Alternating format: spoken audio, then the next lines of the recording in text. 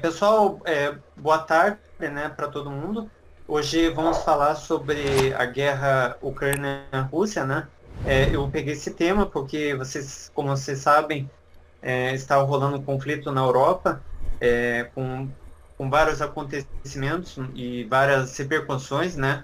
Inclusive negativas para o Brasil, né, principalmente na questão econômica. Eu coloquei alguns pontos que achei importante discutir, né? Essa aula é um mesclado de história com geografia. Não sei quem é o professor de geografia do Craft Sapiens. Quem é? Eu acho que é O o. Fati, É a professora Fatigel. Fatihel. Professora Fatigel, aham. Fatihel. Uhum.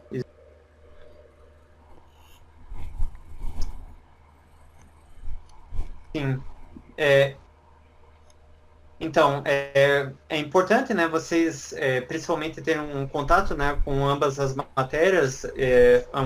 Não dá para você discutir questão de geografia, não discutir história, porque aqui a gente vai falar, né, do relacionamento de dois países que se odeiam, né? A Ucrânia odeia a Rússia e a Rússia odeia a Ucrânia. É uma relação bem conflituosa e antiga, né? Que vem lá da União Soviética, até antes, até, porque durante o Império Russo, só para vocês terem uma ideia, o Império Russo era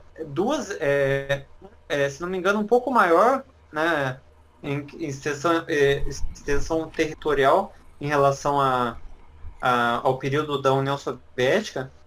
Então, ele é bem maior do que era na União Soviética. Então, os poloneses e ucranianos, eles têm uma relação de ódio, né, com a Rússia. Então, a gente vai falar primeiro do conflito Ucrânia-Rússia. A Ucrânia, ela foi atacada no dia 24 de fevereiro desse ano pela Rússia. É, Muitos fizeram alertas, né, sobre a movimentação de tropas da Rússia na fronteira com a Ucrânia. No caso, quem fez o alerta foi a CIA. É, Muitos países cobraram a retirada da Rússia, da fronteira com a Ucrânia, só que isso não aconteceu. Como eu falei, a Ucrânia é uma ex-república soviética, e também em 2013 os ucranianos expulsaram um presidente pró-Rússia, que era o Viktor Yanukovych, que era um cara bem pró-Rússia, bem pau-mandado do Putin, né? Principalmente em relação à questão da, da questão da Ucrânia se ligar à União Europeia. No caso dessa foto, essa foto foi tirada no período dessas manifestações, que inclusive houve um termo, né, que se popularizou mundialmente, que é esse termo ucraniza-se, que é um termo que é referente ao que os ucranianos fizeram com os deputados pró-Rússia. Os deputados pró-Rússia foram jogados no lixo, literalmente. A população pegou os deputados no braço e jogaram em latões de lixo, como um símbolo contra a corrupção e a questão do autoritarismo. Além disso, no mesmo ano, no ano seguinte, a Rússia anexou a Crimeia, né? A Crimeia era um território que, por até 56, pertencia à União Soviética, à Rússia, né? Só que aí, no aniversário do Khrushchev, ele acabou passando a Crimeia para os ucranianos. A Crimeia, só para exemplificar, ela é um território ao sul da Ucrânia, ali no Mar Negro. E é um território que tem 90% a 100% da população russa, e o Putin acabou anexando, né? E dessa vez, o Putin, né, ele usou a mesma desculpa. Eu já vou chegar nesse ponto, né, porque eu vou comentar a questão da presença dos russos no leste europeu. Então, a gente vai falar sobre a biografia do Vladimir Putin. Ele nasceu em 1952, em São Petersburgo, na Rússia. Ele acabou chegando ao poder com o apoio do Boris Yeltsin. que foi um presidente bastante criticado pela população, principalmente por causa da sua gestão desastrosa, né, principalmente na economia. Durante o seu governo houve perseguição a opositores, né? Além disso, no ano de 2008, a Rússia invadiu a Geórgia. A Geórgia era uma província, também uma ex-república soviética, né? Onde nasceu Stalin, né? O Stalin nasceu na Geórgia. É um território, se não me engano, povoado por muçulmanos. E o motivo da época foi que a Geórgia queria se anexar à OTAN, né? E acabou que o que aconteceu? A Geórgia foi invadida e anexada pela Rússia. E, além disso, o Putin ele é aliado do Bashar al-Assad, que é um cara que é o ditador da Síria, né? Ele é o segundo presidente da Síria, o pai dele governou a Síria por 40 anos, o Assad ele está no poder desde os anos 2000, né? Ano 2000. E o Putin ele tem uma fortuna de 46 bilhões de dólares. Muitos acusam o Putin de corrupção, né? Principalmente a oposição. É um país que a oposição é tolerada no parlamento, então o Putin faz parte de um partido chamado Rússia Unida, que tem entre os seus principais políticos, né, pessoas provenientes do PC, do Partido Comunista da Rússia, né, da União Soviética.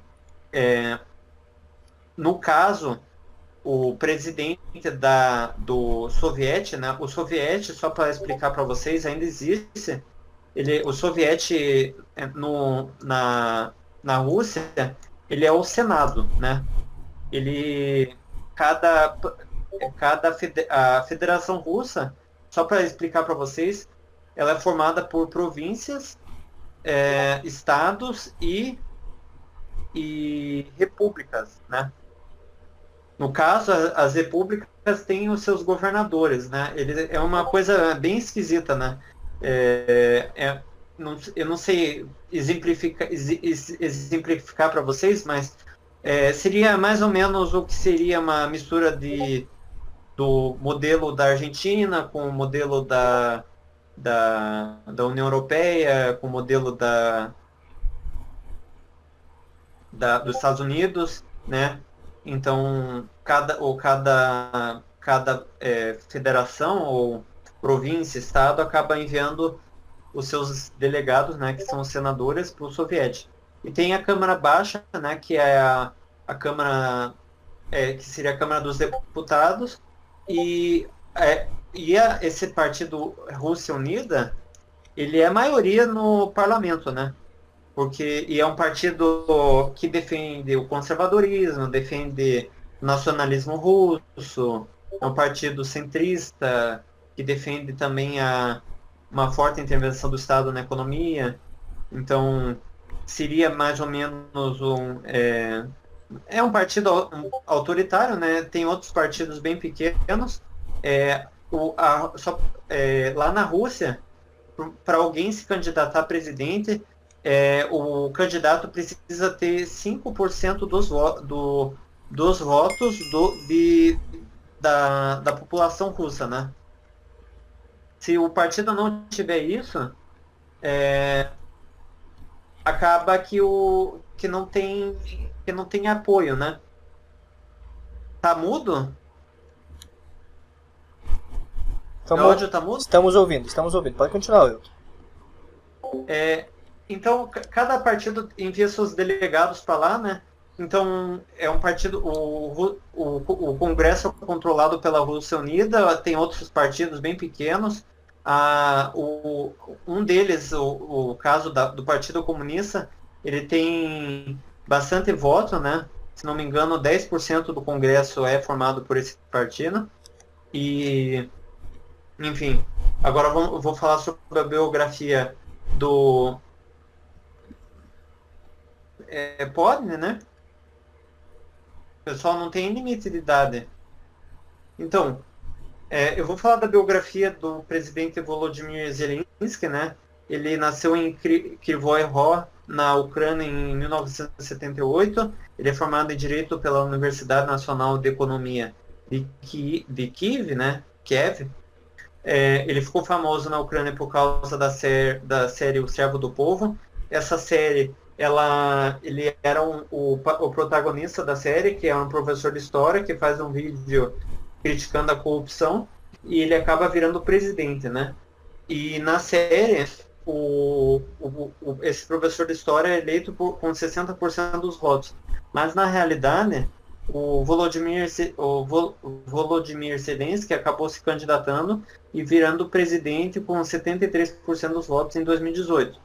Ele tem uma posição pró-Rússia, pró-liberalismo, né? Pró-bloco, pró-OTAN, e por causa dele, a Rússia acabou atacando a Ucrânia, né? Porque a Rússia, dentro da questão de acordo de paz, né, de cessar-fogo, eles querem que a Ucrânia coloque na Constituição que não vai se unir a nenhuma organização internacional, como o caso da OTAN, que é uma organização militar internacional. A Ucrânia, logicamente, não quer aceitar isso, porque como o Brasil, por exemplo, a Ucrânia defende a autodeterminação dos povos, né? A autodeterminação dos povos dentro do direito de relações exteriores, seria o direito de que cada país se constituir da forma que quiser, né? E a Ucrânia, no caso, quer fazer parte da União Europeia, a Rússia é contra. Aqui no caso da ONU, né, muita gente acabou criticando a Constituição da ONU, né, porque o Conselho de Segurança, ele tem os membros presentes, os membros definitivos, né, que é a Rússia, os Estados Unidos, o Reino Unido, a França, a China e a Rússia. E, no caso, esses membros podem vetar qualquer resolução discutida numa reunião do Conselho de Segurança. No caso, a Rússia acabou vetando a resolução.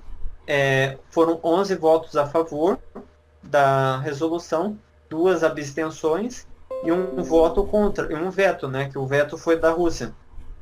Os países que ganharam a Segunda Guerra Mundial têm o poder de veto.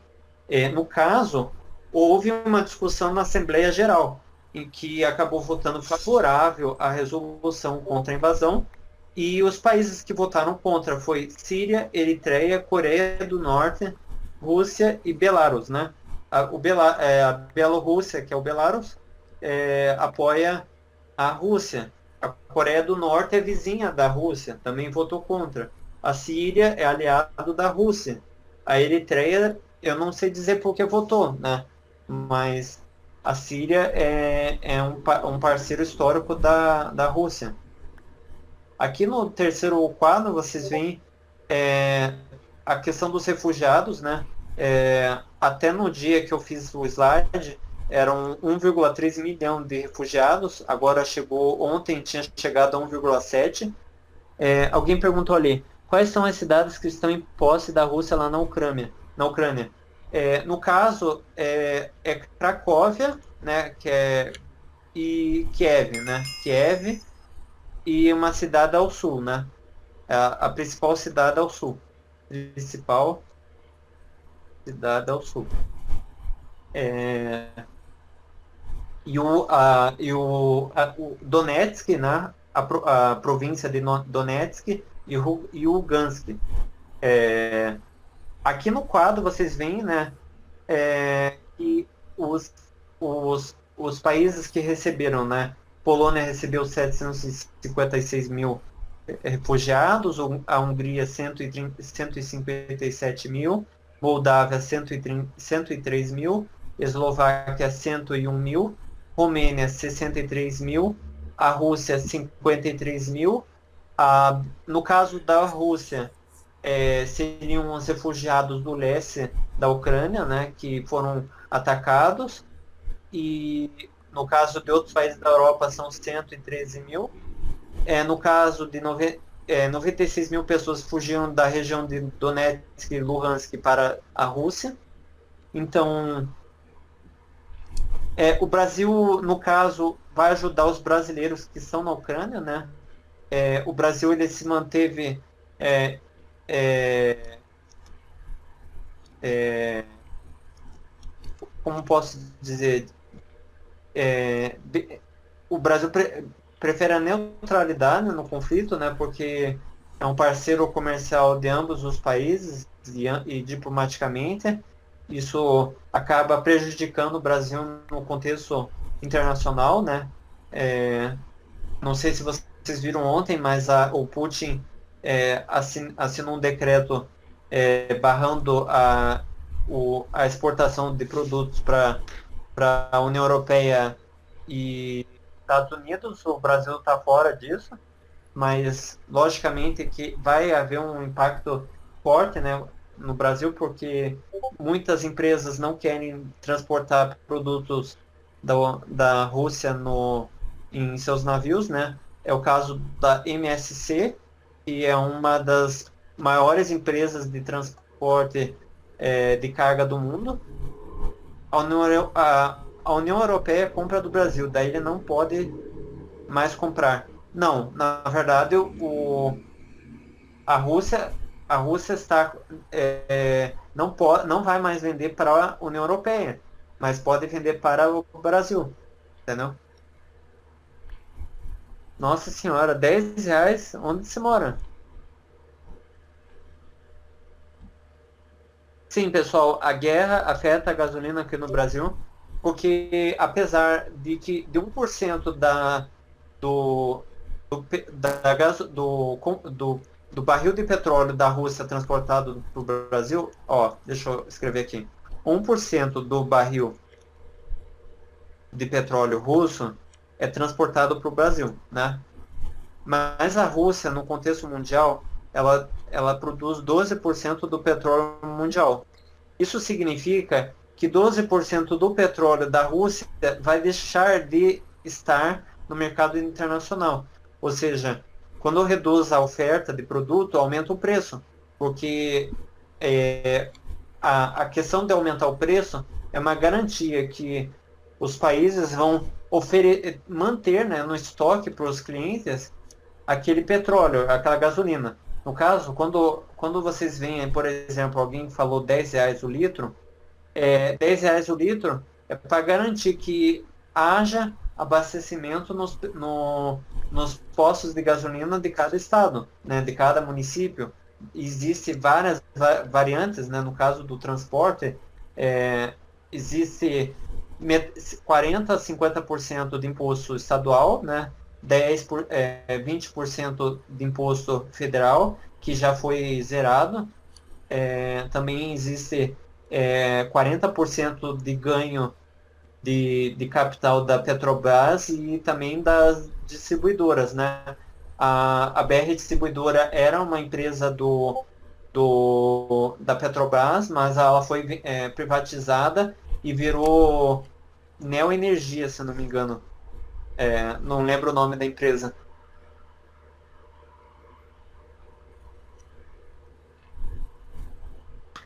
Como a guerra vai aumentar os preços dos itens aqui no Brasil?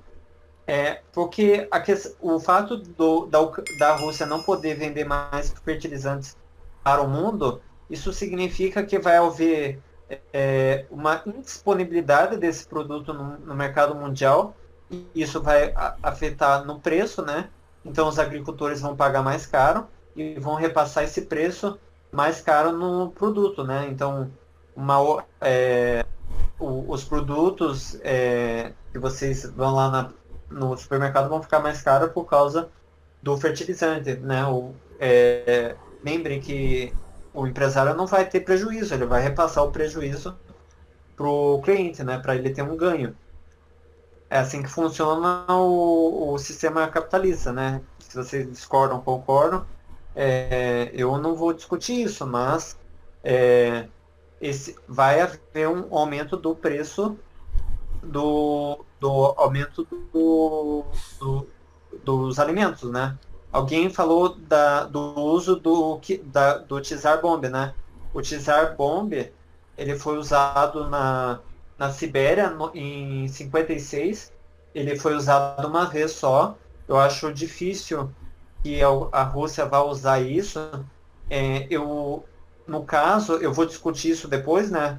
Porque na aula, na questão do desfecho da guerra, porque o uso de bombas nucleares pode ocasionar numa guerra mundial, né?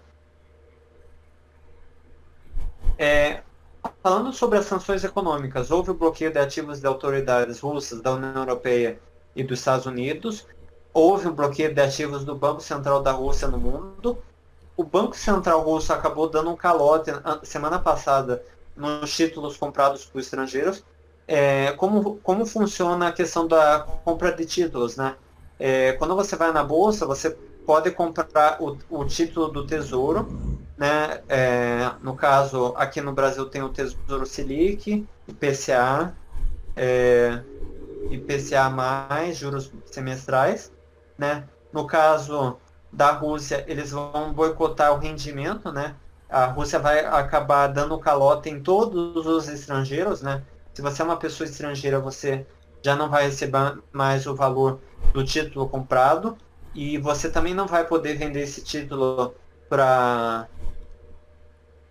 no mercado russo, né?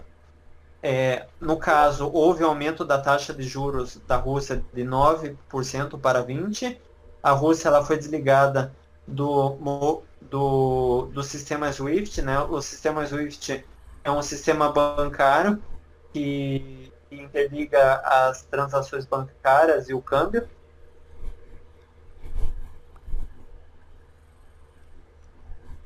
Bom.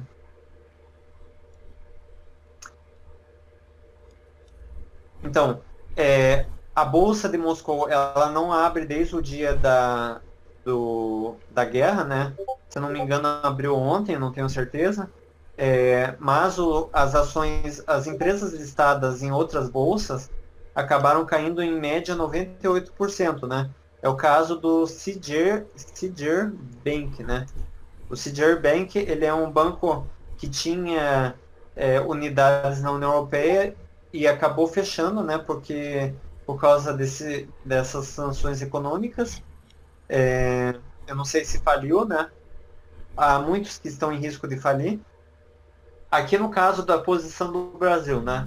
O Brasil votou contra a Rússia no Conselho de Segurança, porque, segundo o embaixador, isso vai contra a autodeterminação dos povos, né? No caso, foi violado o direito da Ucrânia de ser um país livre e também de ser autodeterminado, né? Na questão de se unir ou desunir de organizações internacionais, como a União Europeia. O presidente se posicionou neutro, apesar de elogiar a Rússia. Houve também uma discussão pelo presidente no caso de um apoio à Rússia, né? Porque a Rússia reconhece a Amazônia brasileira e existe um acordo da questão dos fertilizantes, né? Principalmente a Rússia ser um parceiro comercial do Brasil. A FK? Eu não sei o que é FK. O Brasil tem que ajudar a Ucrânia, senão ela pode ter uma guerra com a Ucrânia, não? Não, eu acredito que não tenha, né? Houve críticas dos Estados Unidos da Ucrânia por parte da posição do Brasil, né?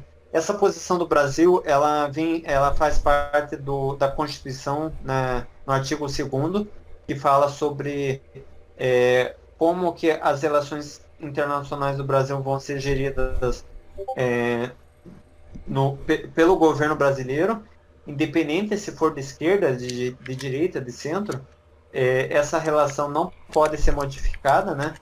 É uma coisa constitucional. A Ucrânia também falou que o Brasil precisa ter uma posição mais incisiva, né, na guerra. Isso também foi cobrado pelos Estados Unidos e pela União Europeia. Aqui, na posição no caso da adesão da Ucrânia à União Europeia, a Rússia é contra, né? Há várias estratégias geopolíticas, né?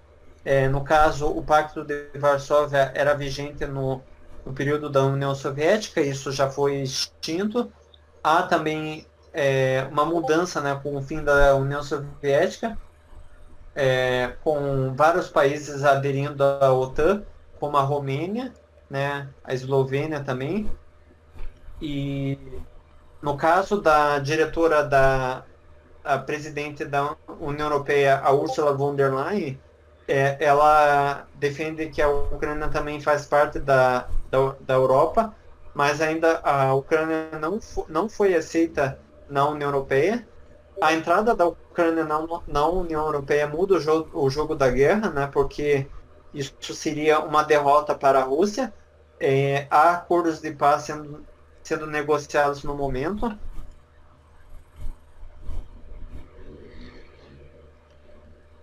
Deixa eu botar o último slide. Wilton, se me permite fazer um comentário, o mais legal dessa aula é o seguinte, é uma aula de história antes de entrar para a história, né? Está acontecendo nesse exato instante. Olha só, gente, daqui a alguns anos esse assunto vai estar no livro de história. E é uma aula de história contemporânea. É fascinante. Assim, no caso, a gente está discutindo aqui possibilidades, né? Porque quando eu estava na faculdade, muitos professores defendiam a tese que a história ela só pode ser interpretada a partir do momento que as figuras discutidas na história já tenham morrido, né? Outros teóricos de história defendem que a história seja vista do ponto de vista distante, né? No caso, um limite temporal seria de 30 anos.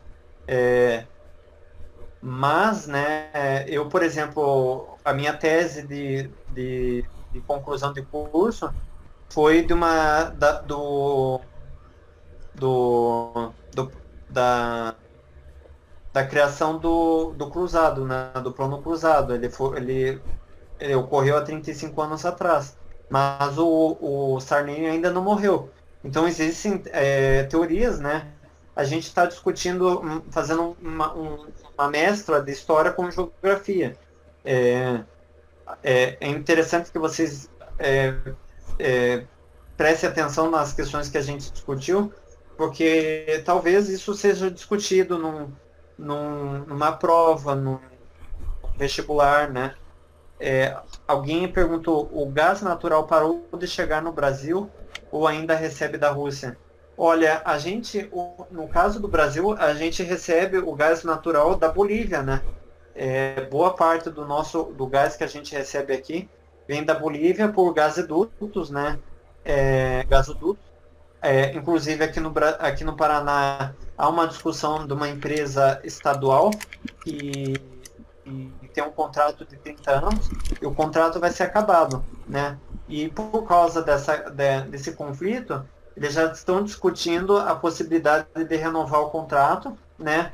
E também de fazer um acordo, um contrato que exonere o bolso do paranaense, né? Porque a empresa que é paranaense, sim, não, eu sou tocantinense, mas eu moro no Paraná, eu moro em Curitiba. Essa empresa, a Compagás, ela quer fazer um contrato com o Estado que por exemplo, se houver um custo para a Compagás quer ganhar, além do custo que teve, mais 20% no contrato, né? Muita gente critica, porque isso vai encarecer o preço do gás de cozinha, do gás que chega em casa, né? Porque muitos condomínios têm o gás vindo direto da rua. Legal, Belos, você mora onde?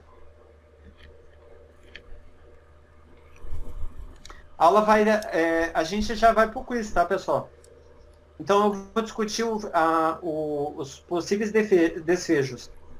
A morte do presidente ucraniano provocaria que a Rússia colocasse um presidente fantoche no lugar dele. A Ucrânia acabaria entrando numa guerra civil para retirar o presidente, como ocorreu, por exemplo, na Síria. A Síria foi um exemplo disso, né? Houveram manifestações na Primavera Árabe, na Síria, e a guerra civil ocorreu justamente porque haviam grupos políticos que queriam retirar o Assad do poder, né? O Assad, ele não foi tirado do poder, inclusive ele está lá. A guerra acabou em 2018 ou 2019. Professor, tenho que estar em série da vida real para acompanhar essa aula aqui.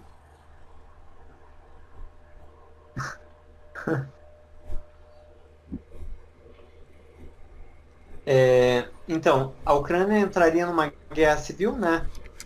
Ou poderia haver uma vitória da Rússia. Se houvesse uma vitória da Ucrânia, a Rússia seria colocada de escanteio na diplomacia internacional. Também seria uma vergonha para a Rússia, porque a Rússia é considerada um país forte belicamente. Haveria sanções econômicas que afetariam a economia russa negativamente. A adesão da Ucrânia na União Europeia tornaria a luta da Rússia inútil, ou também haveria um ataque da Rússia de maneira violenta, né? Inclusive a Rússia ameaça alguns países como a Suécia e a Finlândia, que não fazem parte da União Europeia, mas querem aderir ao bloco. Isso... Professor, em que série da vida real tenho que acompanhar essa aula? Olha, você pode acompanhar nos jornais, né? Ou também existem algumas pessoas na internet que discutem isso, né? Eu, por exemplo, eu acompanho a Jovem Pan, né? A Jovem Pan, eu acredito que seja um veículo confiável, né? Pessoal, vamos pro quiz, tá? Digitem /warp quiz. Parece a voz do Elton falando. Galerinha, /warp quiz. Vamos testar aí os conhecimentos. Pera aí que eu tô digitando tudo errado, porque eu não tô vendo aqui a tela. Agora sim. Vamos lá?